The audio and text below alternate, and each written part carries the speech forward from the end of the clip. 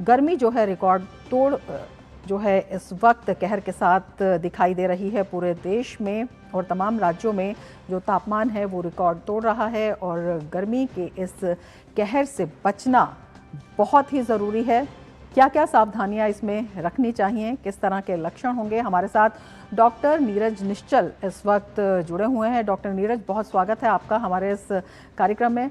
सबसे पहले आपसे यही जानना चाहेंगे, जिस तरह से पारा जो है लगातार बढ़ता जा रहा है, किस तरह की चिंताएं हैं इसमें और किस तरह की सावधानी जो है वो बरतनी चाहिए? क्या सलाह आप देना चाहेंगे दर्शकों को? कि नॉर्दर्न इंडिया में जो ये मौसम अप्रैल मई जून जुलाई का होता है, ये काफ़ी गर्म होता है, हर साल काफ़ी गर्म होता है। और जैसा आप बता रहे हैं, हर साल एक नया रिकॉर्ड गर्मी का बन रहा है। तो मैं कहूँगा कि ये सावधानी हमें शुरू से ही बरतने की ज़रूरत है। और ये अवेयरनेस फैलाना बहुत ज़रूरी है कि गर्मी जो है हमारे लिए जानलेवा साबित हो सकता है। स्पेशली जो वल्नरेबल पॉपुलेशन है, छोटे बच्चे हैं, जो बुजुर्ग लोग हैं, जो उनमें कोमॉर्बिडिटीज़ है, अगर वो ध्यान नहीं रखेंगे तो गर्मी से वो परेशान हो सकते हैं। तो जब हम हीट रिलेटेड इलनेस की बात करते हैं तो एक स्पेक्ट्रम ऑफ डिजीज की हम बात कर रहे होते हैं। जो माइनर प्रॉब्लम जैसे प्रिकली हीट के बारे में सभी को पता, हीट रैशेज हो जाते हैं। अगर आपने ध्यान नहीं दिया, आप गर्मी में काम करते रहे, स्वेटिंग पे आपने ध्यान नहीं दिया, तो आपको इनिशियली हीट क्रैम्प्स आएंगे, यानी मसल्स में पेन होने शुरू हो जाएंगे। आप अनईजी फील करेंगे, आप कमजोर फील करेंगे। फिर भी ध्यान नहीं दिया तो ये हीट एग्जॉस्शन की तरफ जाएगा। जब आप एक तरह से स्वेटिंग कुछ एक्सेसिव हो जाता है, इलेक्ट्रोलाइट बॉडी में गड़बड़ हो जाता है, आप डिहाइड्रेट हो चुके होते हैं। उसके बाद आपको डिजीनेस फील होगा। आप वीक तो फील कर ही रहे हैं, फिर भी आपने ध्यान नहीं दिया तो जो एक्सट्रीम फॉर्म होता है, जिसको हम हीट स्ट्रोक की बात करते हैं, वो फिर सेट इन होता है। हीट स्ट्रोक का मतलब कि गर्मी के चलते जो डिहाइड्रेशन, इलेक्ट्रोलाइट इम्बैलेंस हुआ है, उसके चलते जो है आपके ब्रेन पे असर होना शुरू हो जाता है। वैसे सिचुएशन में पेशेंट जो है वो कंफ्यूज होगा, उसका सेंसोरियम गड़बड़ हो सकता है, उसको फिट्स आ सकते हैं। फिर भी हमने ध्यान नहीं दिया, जो बॉडी टेम्परेचर बढ़ते जा रहा है उससे ऑर्गन, बाकी ऑर्गन है वो अफेक्ट होने शुरू होते हैं। जो प्राइमरी हमारे किडनी जो है वो शट डाउन हो जाए, जो रीनल फेलियर में पेशेंट जा सकता है। हार्ट पे असर आना शुरू हो जाता है, फिर धीरे धीरे फेफड़े पे असर आएगा और ये अल्टीमेटली जो है पेशेंट की जान जा सकती है। तो मैं कहूँगा कि शरीर वार्निंग देती है, जो भी गर्मी से रिलेटेड प्रॉब्लम्स है उस पर अगर हमने ध्यान नहीं दिया तो ये जो मामूली परेशानी जो हम इनिशियली रोक सकते थे, वो जानलेवा साबित हो सकती है। बिल्कुल, आपके कहने का मतलब ये है कि धीरे-धीरे ये जो लक्षण है दिखाई देने लग जाते हैं और शुरुआत में ही अगर इन्हें पकड़ लिया जाए तो जो गंभीर समस्या है उससे बचा जा सकता है। डिहाइड्रेशन इस समय जो है बहुत बड़ी समस्या के रूप में सामने आता है। किस तरह से खान-पान पर भी दैनिक जीवन में सब लोग ध्यान रखें जिससे कि जो अपने आप को हाइड्रेट किया जा सके? क्या-क्या जो है खान-पान के दिशा निर्देश भी आप देंगे? क्या-क्या हमें खाने में शामिल करना चाहिए? नहीं, बिल्कुल खान पान पे ध्यान रखना बहुत ज़रूरी है। और सबसे एक अहम बात हमें समझने की आवश्यकता है कि जो डिहाइड्रेशन होता है सिर्फ पानी ही नहीं, हमारे शरीर से जो है इलेक्ट्रोलाइट्स भी जा रहे हैं, खासकर सोडियम भी का भी लॉस होता है। तो जो लोग जिनको गर्मी में काम करना पड़ता है, जिनके पास कोई ऑप्शन नहीं, जैसे हमारे पुलिसकर्मी भाई हैं जो इस गर्मी में भी उन्हें काम करना पड़ता है धूप में, जो हमारे कंस्ट्रक्शन वर्कर्स हैं, जो लेबरर्स हैं, जो रिक्शा ड्राइवर्स हैं, जिनको गर्मी में काम करना पड़ता है, तो उन लोगों को खासकर सावधानी रखने की ज़रूरत है कि हमेशा एक ब्रेक लेते रहें, बीच बीच में वो ठंडे माहौल में जाते रहें।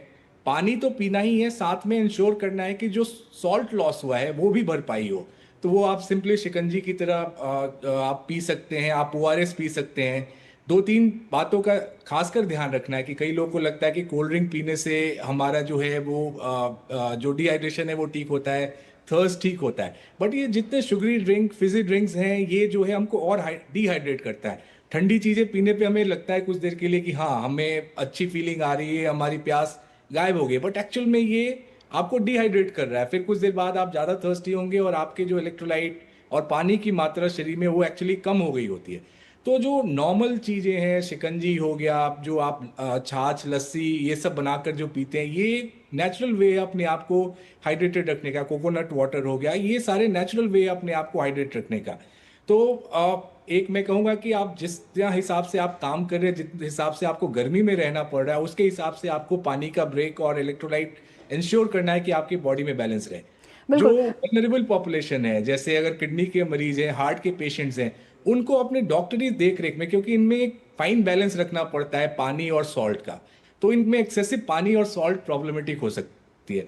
तो मैंने जो कुछ भी बताया वो हेल्दी एडल्ट के लिए है, बट जिनमें कोमॉर्बिडिटीज है उनको कितने पानी की ज़रूरत है, कितने इलेक्ट्रोलाइट की ज़रूरत है, खान पान में किस तरह के फल खाने हैं, उन सब का जो है डॉक्टरी देखरेख में ही हमेशा फॉलो करना चाहिए। बिल्कुल डॉक्टर नीरज, वैसे तो सभी को ही गर्मी के इस कहर से बचने की ज़रूरत है और तमाम दिशा निर्देश इसमें जारी भी किए जाते हैं, लेकिन जिस तरह से बच्चे हैं, बुज़ुर्ग हैं, बीमार लोगों की आप बात कर रहे हैं, उन्हें किस तरह की विशेष सावधानी की ज़रूरत है? और क्या जिस तरह से ये भी मैं आपसे पूछना चाहूँगी कि ये जो लक्षण आते हैं और कई बार हमारे पास जो है ज़रूरी दवाएं नहीं होती हैं, तो क्या कुछ ऐसी दवाएं भी हैं जो कि कामकाजी लोग हैं अगर बाहर जा रहे हैं तो उन्हें अपने पास रखी रहनी चाहिए? देखिए, गर्मी से बचने का जो सबसे आसान तरीका है वो पानी और नमक है। तो मैं कहूँगा कि अगर कोई दो दवाई की ज़रूरत है तो आप इंश्योर करें कि आप पानी पी रहे हैं, आप नमक की मात्रा आपके शरीर में ठीक है। आप बाहर जा रहे हैं तो आप सनस्क्रीन यूज़ करें, आप टोपी यूज़ करें, आप छाता यूज़ करें, ताकि जो डायरेक्ट सन से आपको परेशानी होनी है वो ना हो। तो इसमें कोई अलग से दवाई की ज़रूरत नहीं है। और किसी को भी आप ज़्यादा पसीना में देख रहे हैं, जो लगता है कि आप वो परेशानी में है, उसके बॉडी का टेम्परेचर बढ़ रहा है, कुछ कंफ्यूज लग रहा है, लिथार्जिक लग रहा है, तो ऐसे लोगों को तुरंत गर्म माहौल से एक ठंडे माहौल में ले जाने की ज़रूरत है। तो अगर आप मेरे से पूछे क्या हीट रिलेटेड इलनेस से बचने के लिए कोई दवाई है, तो मैं कह दवाई नहीं, इसमें प्रिवेंशन है। और प्रिवेंशन है कि आप गर्मी से किस वे में बच सकते हैं, अपने आप को कैसे हाइड्रेट रख सकते हैं, अपने बॉडी का जो इलेक्ट्रोलाइट बैलेंस है वो कैसे मेंटेन रख सकते हैं, वो देखना है। जो बच्चे और बुजुर्ग हैं उनमें जो हीट कोपिंग मैकेनिज्म है वो कई बार उतना डेवलप नहीं होता है या फिर नीचे जा चुका होता है। ऐसे लोगों पे खासकर ध्यान रखने की जरूरत है। जरूरी नहीं है कि बच्चे में स्वेटिंग हो या बच्चे अपनी परेशानी को आपसे बता पाए। वैसे ही जो एल्डरली घर में है वो लिथार्जिक हो जाएंगे, लेकिन वो उनको पसीना कोई जरूरी ना हो कि हो ही। तो ऐसे लोगों पे आपको खासकर ध्यान रखना है कि बच्चों को धूप में बाहर खेलने ना जाने दें। जब मौसम रिलेटिवली ठंडा हो उस समय ही बाहर जाने दें। उनको इंश्योर करें कि वो समय समय पर पानी पीते रहें। सिमिलरली एल्डरलीज कई बार वो ठंडे कमरे में रहना पसंद नहीं करते, उन्हें आपको बार बार चेक करना पड़ेगा कि कहीं हीट से उनको परेशानी तो नहीं शुरू हो गई, क्योंकि ऐसे मरीज कुछ जरूरी नहीं कि आपको बताए कि उनको कोई दिक्कत हो रही है। तो ये सारी सावधानी आपको खुद से ही रखनी पड़ेगी। एंड अवेयरनेस फैलाना इसलिए ज़रूरी है कि ये हीट रिलेटेड इलनेस है, प्रिवेंटेबल चीज़ है, और अगर हम सावधानी रखें तो अपने आप को सुरक्षित रख सकते हैं। बिल्कुल डॉक्टर निश्चल, ये भी आपसे समझना चाहेंगे, जिस तरह से आपने बताया है कि जो है ज़्यादातर घर में रहें, अगर ज़रूरत नहीं है तो अनावश्यक घर से बाहर ना निकलें, लेकिन जो कामकाजी लोग हैं और कई बार जिस तरह से आपने बताया कि बार बार ठंडे में जाते रहें, कई बार इस तरह की स्थिति होती है कि बार बार ठंडे में जाने की जो है सुविधा नहीं होती है, या फिर जो है कंटिन्यूअस एक विशेष परिस्थिति में आदमी को रहना पड़ता है। तो उन परिस्थितियों में क्या कुछ किया जा सकता है, कैसे बचा जा सकता है, उसमें क्या कुछ सावधानी होनी चाहिए?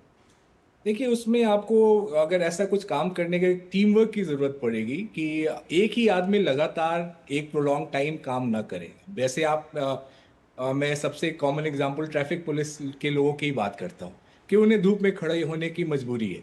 लेकिन ऐसा ना हो कि एक ही आदमी 6 घंटे पीक गर्मी में खड़ा है। तो मैं कहूँगा कि रोस्टर इस तरह से बनाए कि आप जो है एक अपने आप में डिवीजन कर पाए कि उस गर्मी में किस वे में काम करना है। और जहाँ तक वल्नरेबल पॉपुलेशन, अगर कोई कोमॉर्बिडिटी वाला आदमी है वो उनको तो डेफिनेटली ऐसे गर्म माहौल में अपने आप को कोशिश करनी चाहिए कि वहाँ पे ना ले जाएं।